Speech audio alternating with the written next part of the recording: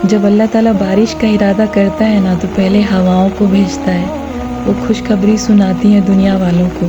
फिर उसके बाद बादल बरसते हैं और ज़मीन मुस्कुराती है। तो अस्सलाम वालेकुम guys, welcome back to my channel. तो बारिश तो अल्लाह की रहमत होती है और जब इस तरीके से आसमान बरसता है ना तो दुनिया की हर शय खुशी से झूम उठती है और कहीं ना कहीं हर किसी का मन होता है कि बारिश में नहाया जाए।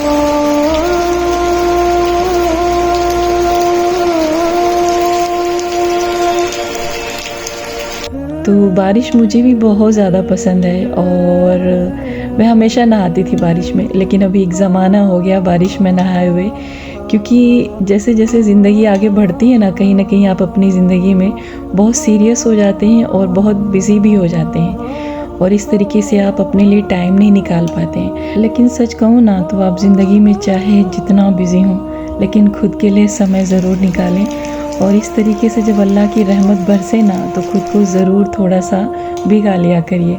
तो वैसे बचपन की ज़िंदगी भी क्या ज़िंदगी थी, बेफिक्री वाली ज़िंदगी, ना कोई डर ना कोई खौफ और जम के नहाते बारिश में। लेकिन अभी क्या होता है, मन तो बहुत करता है नहाने का बारिश में, लेकिन फिर ऐसा लगता है कि अगर बीमार हो गए तो घर के काम कौन करेगा। और ऐसी ही सारी सोचें हैं जो आपको अपने बंधन में बांध के रखती हैं, फिर आपको जीने नहीं देती हैं। तो जब भी ज़िंदगी कुछ मौका देना तो खुल के जिया करिए और ज़िंदगी बहुत छोटी सी है, इसको जम के एंजॉय करिए और खुश रहिए अपनी ज़िंदगी में। क्या नाम है तुम्हारा? शान। क्या? शान। कब से काट रहे हो? 3 साल से? तो कितने साल के हो? कितने साल के हो? 13। पढ़ते हो किस क्लास में? 9th में। ये काम करना अच्छा लगता है कि ऐसे ही कर रहे हो? पापा का साथ दे रहे हो? हाँ, बहुत अच्छा काट रहे हो।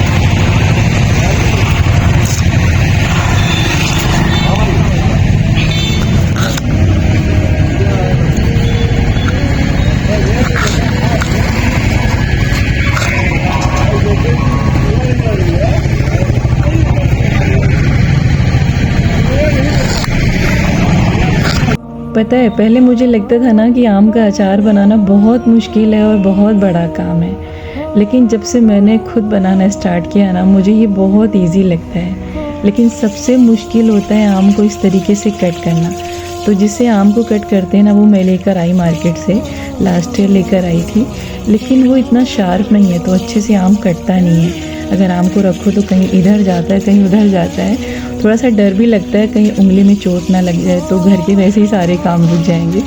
तो खैर इस बार मुझे लगा कि मैं शायद ना बना पाऊँ क्योंकि घर में प्रॉब्लम थी और इस तरीके से थोड़ा लेट हो गए। लेकिन एक दिन मार्केट निकले तो वहाँ पर आम मुझे दिखा और बहुत अच्छा आम था ये। इसका नाम उन्होंने आई थिंक राम केला बताया। तो बहुत रफली अंदाज में मैंने आम का अचार बनाया और बहुत टेस्टी बना।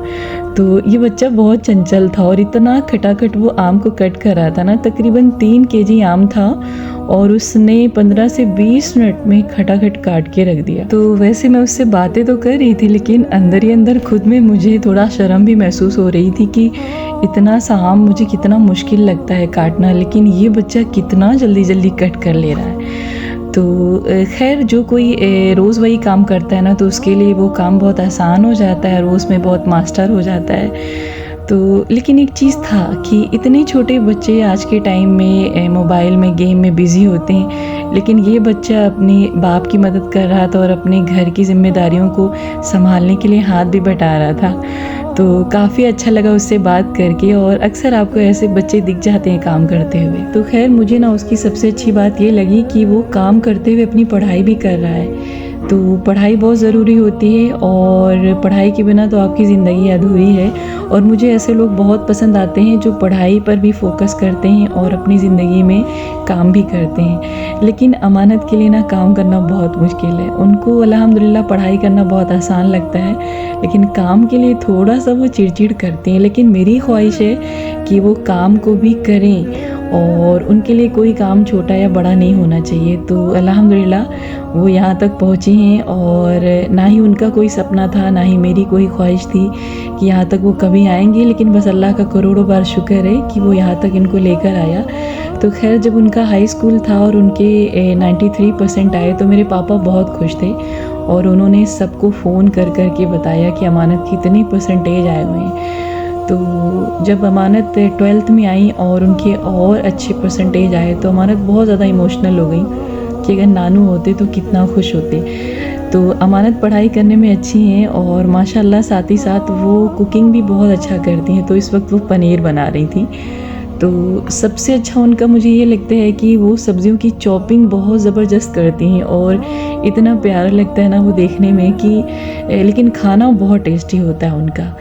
तो जो घरेलू काम है वो कम पसंद है, लेकिन जो ऐसे काम हैं यानी कि जो कुकिंग वाले हैं वो उनको करना पसंद है, और पर डे कुछ ना कुछ अल्हम्दुलिल्लाह बनाती हैं। तो पापा की बड़ी याद आई, और हमारे पापा एजुकेशन के लिए बहुत ज़्यादा ज़ोर देते थे। इनफैक्ट हमारे घर में पढ़ाई पे बहुत ज़्यादा ज़ोर दिया जाता हमेशा से।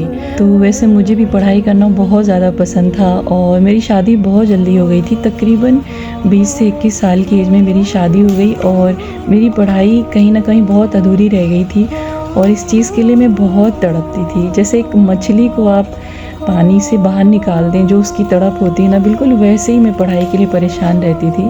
लेकिन फिर शादी के बाद अल्लाह ने ऐसे हालात बनाए ना कि पढ़ाई का मौका मिला, और मैंने बहुत जो है जम के पढ़ाई की, और तकरीबन 11 से 12 साल तक पढ़ते रहे, और तब तक पढ़ते रहे जब तक मेरा दिल नहीं भरेगा।